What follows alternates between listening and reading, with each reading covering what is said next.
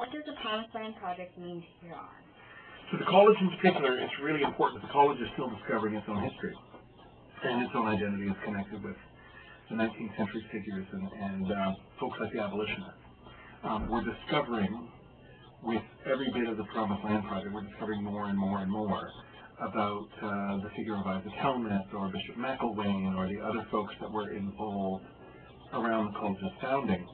And it's an important part of our story. And we're coming up on our 150th anniversary, so knowing this story is very important because it actually is a facet of our identity we, I think, have forgotten. There's an interesting word in theology called anamnesis, which we use for worship in the church, but it actually literally means, the Greek word means unforgetting. And the Promised Land Project is a process of unforgetting. We're unforgetting bits of our history which were back in the 1860s, just everyone understood them to be true, everyone understood that was who we are, this is what the attitude was, and so we're unforgetting that. As time went on, you know, the trouble with history is the unremarkable things are not the things people talk about. But historians are most fascinated by the ordinary things of life, and it's in the process of unforgetting the ordinary things that we're discovering, some kind of neat things about who we are and where we're from. How does the CBL Community-Based Learning Project influence your view of the discipline of history? Okay, so in regards to influencing, I'm not sure if it influenced as much as it did give me a deeper understanding of the discipline itself, showed me where history has come since its antiquity to now. It's really interesting to see that transition. I never really realized it. With history, there's a taken for grantedness that history is what it is, and we just see it from our eyes, but you have to realize that the way we view history is very different than it was 100, 200, 300, 1,000 years ago. So that transition to now is really cool, and it's interesting to kind of think about where it's going to go from here. So in your opinion, how does the Community-Based Learning Project influence the discipline of history? I think it's changed the way we perceive the way we teach it. There have always been projects that have taken students out of the classroom and into other places, but community-based learning is a kind of philosophy of approached learning. It says it's not only good, it's probably even better than that for students to be involved in the community.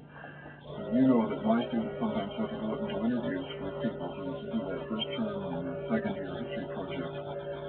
But community-based learning, that's the stepping stone. Community-based learning is actually, as part of your course requirement, going out and being part of working with a community organization or a group, learning from them, doing things for them, helping them, but also then coming back and reporting here in terms of an essay or a project that you're working on.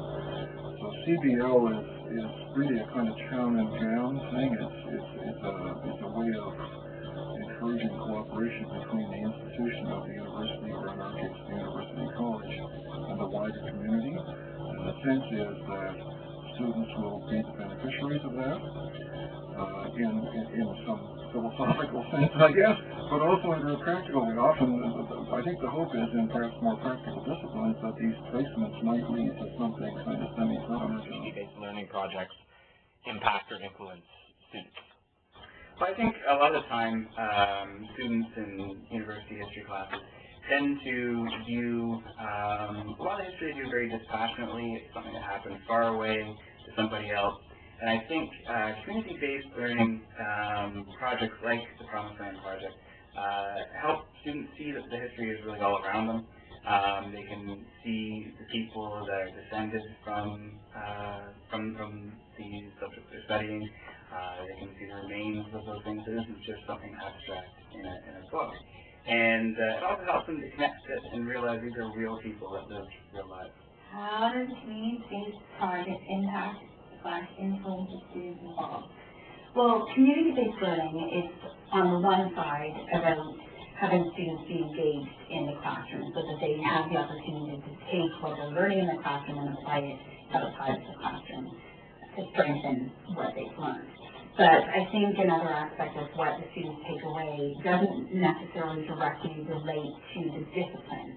I think having community-based learning gives them an opportunity to put into practice some of the transferable skills that they're acquiring through a liberal arts education. So, for example, when you're working on a project in a community-based learning capacity, then you're having to do some project management skills, some communication skills, you're organizing events, you're doing videos and video editing and interviewing, and all of these types of skills that you're getting an opportunity to practice as a part of the curriculum, but those skills are going to be the skills that you're going to be able to take with you forward into a career in all sorts of different areas. So one, it helps with their academic learning and I think really retaining information, because when you've experienced things, you don't forget it as easily. And then two, when you've actually gone out there and used some of your skills, then you start to understand who you are, what you enjoy doing, and that's going to help inform your career. You do another CBL project, why or why not? Absolutely. The CBL project, it's fun and it's interactive for each student participating in it. I mean, certainly it's doing an essay. But in a lot of ways, it allows you to look at the history in more than just a flat paper sense or a substantial book and trying to figure out what's going on. It's taking that and then applying it to the real world that we can see today. And I think it's probably the most interesting part about the project. What do you think the pros and cons of the CBL project are? I'm going to start out with some pros, and I'm going to say that the really good thing about the CBL project is that it, as I said before, it's again and again, it's very hands-on, which is great. And it definitely allows history to kind of come alive and you to work with it. And to make connections with other people and maybe make them aware of history.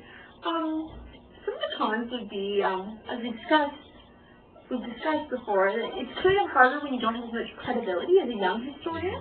Like when you're kind of a younger person, you're coming in and saying you're doing things like you're just an undergraduate student, you don't have as much credibility, or in our case, you might not have as much traffic coming to your blog because you aren't, you know, an established historian or part of an established organization, like a research organization.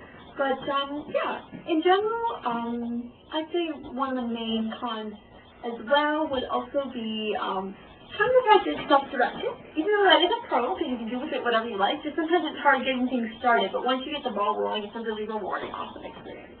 A sidebar to that would probably be the experience aspect of it, which you were talking about. As young historians, we don't always have that experience that people who have been in the field for a long time have, and that can easily be turned into a pro because of this project. We're gaining the experience to actually do this kind of work. It's not simply reading a book or picking up a book and writing a paper. We're actually doing history that matters, and we're helping make something really go forward with the community. In my opinion, what do you think the community-based learning CBL project means to you? I think it's a really good means for doing a couple of things at once. First of all, getting our students out of the classroom and away from the books into something more potentially relevant, potentially immediate for them to actually be talking to people, to be working with, depending on the nature of the project. But as we were just saying a minute ago, to talk to people in the community who have shared a part of the history that you're studying and get their perspective. In other areas of the college's work, to maybe get people out into a workplace, to be able to apply what they've learned in theory, to see how that actually works in practice. So I think it's actually a huge benefit. And for some additional comments, we have a shameless plug to kind of introduce here. Okay, we have our blog that we've been discussing, and it's historiansclassroom.tumblr.com. Thank you.